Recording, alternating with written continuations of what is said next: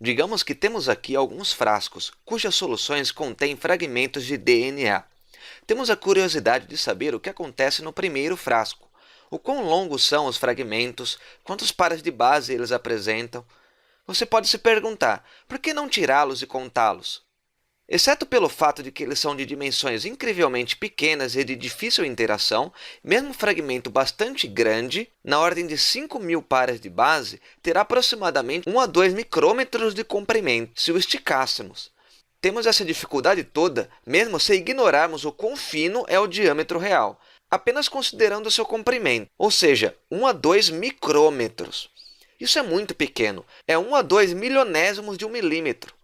Então, esticar o fragmento, isto é, tentar manipulá-lo fisicamente com nossas mãos ou com ferramentas grosseiras, é uma estratégia que não vai nos ajudar de forma alguma. Então, como vamos fazer isso?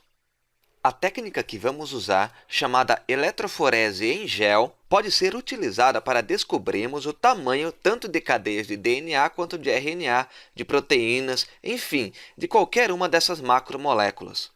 Ela recebe esse nome pois envolve o transporte gerado por cargas elétricas, que ocorre em um gel. Daí o nome eletroforese em gel.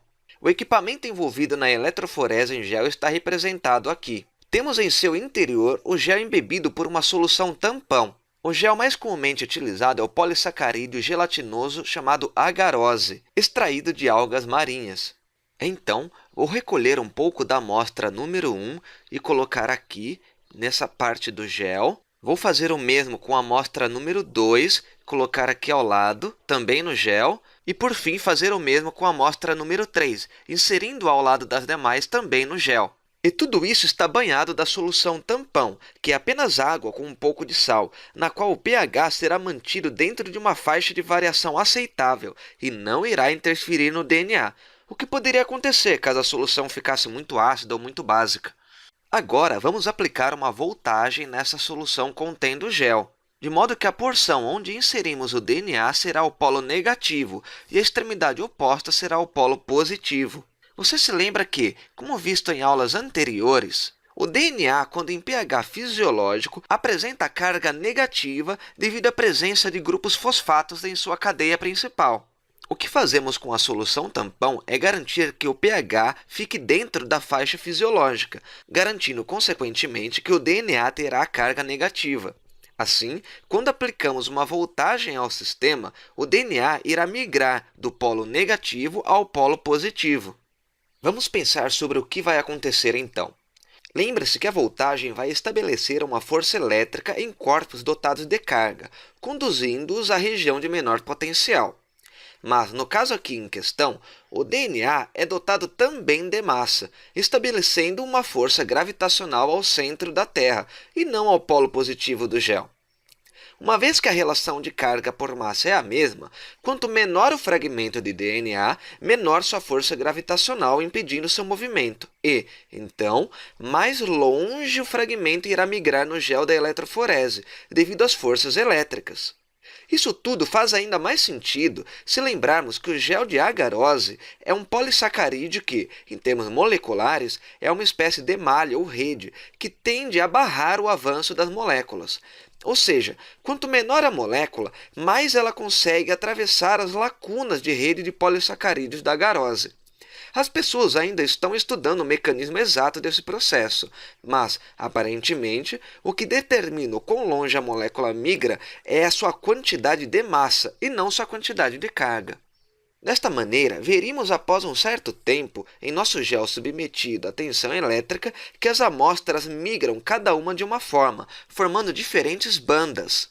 A amostra representada aqui em azul migrou mais longe que a verde, e essas duas ficaram em posição intermediária entre representantes da amostra laranja. Vemos aqui que a amostra laranja contém bandas que migraram pouco, outras um pouquinho mais e outras migraram mais que as bandas verde e azul, como essa aqui. Logo, podemos inferir que o menor fragmento está presente na amostra laranja, que migrou mais, assim como que a amostra azul contém fragmentos de DNA menores, mais curtos que a amostra verde. Ainda, os fragmentos da amostra azul e verde são menores que esses dois fragmentos da amostra laranja, uma vez que estes migraram menos e provavelmente são maiores, mais pesados, mais longos. Feito isso, ainda resta saber como realmente medir tais fragmentos.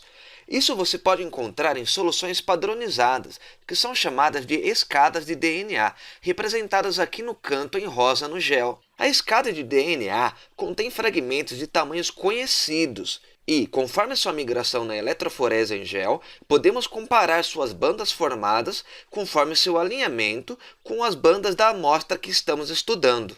Os fragmentos da escada de DNA, conforme já falei, são padronizados e também rotulados, e você pode escolher qual prefere para comprar. Suponhamos que em nosso experimento compramos uma amostra de escada de DNA em que o maior fragmento apresenta 5.000 pares de base, o intermediário apresenta 1.500 e o menor apresenta 500 pares de base. Então, compramos nossas amostras e temos uma noção aproximada do tamanho de cada fragmento. Por exemplo, o fragmento azul deve ter entre 500 pares de base e 1.500 pares de base, pois encontra-se em posição intermediária a essas duas bandas rosa. Você pode ter noções cada vez mais precisas conforme a escada de DNA que você insere em seu gel. Outra coisa interessante de se notar é que, quando você vê uma banda, o que ela representa? É apenas uma fita de DNA? Na verdade, a banda é formada por muitas e muitas moléculas de DNA. Lembre-se que um fragmento de 500 pares de base tem algo em torno de 1 a 2 micrômetros, e, mesmo se você o esticasse, não seria capaz de vê-lo a olho nu. Portanto, a banda é formada por muitas moléculas de DNA, que migram a distâncias muito próximas pelo gel de acordo com a semelhança entre sua massa quando submetida à voltagem.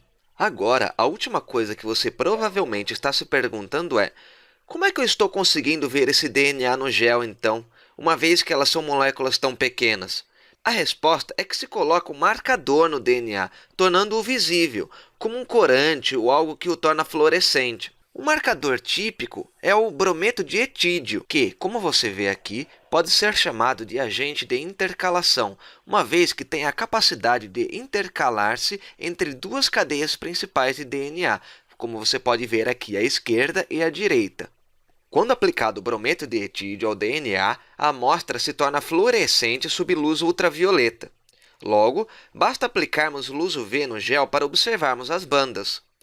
Se você quiser saber como se parece isso na vida real, temos aqui uma foto de uma eletroforese em gel. Observe à esquerda a escada de DNA, que se inicia aqui e tem a migração de suas bandas com tamanhos padronizados. Talvez sejam essas as medidas dos segmentos padronizados da escada de DNA. Por exemplo, aqui com 5.000 pares de base, aqui com 1.500 pares de base e, finalmente, 500 pares de base, correspondendo às bandas encontradas ao lado dos números. Então, suponha que tenhamos colocado alguma amostra de DNA aqui. E, após um tempo, seus fragmentos migraram quase tanto quanto a banda padronizada de 500 pares de base, contendo, portanto, um pouco mais que 500, mas com certeza muito menos que 1.500 pares de base. De maneira semelhante, suponha que na mesma amostra, uma certa banda migrou até exatamente aqui, bem na linha de 1.500 pares de base, indicando que esse é o tamanho desse segmento. Você provavelmente já viu isso, como quando as pessoas falam sobre análise genética, teste de paternidade, todos feitos em eletroforese em gel. E agora você sabe o que realmente está acontecendo aqui. Isso não é uma cadeia de DNA, pois ela é muito grande, você pode vê-la. Ela é, na verdade, várias e várias moléculas de DNA que, com massa semelhante, migram conjuntamente sob efeito da tensão elétrica e formam bandas, cujas posições, depois de um determinado tempo, indicam aproximadamente seu tamanho. Logo, as moléculas de DNA, com suas cargas negativas, migram do polo negativo em direção ao polo positivo, sendo que as menores moléculas alcançam maiores distâncias ao longo da malha de agarose.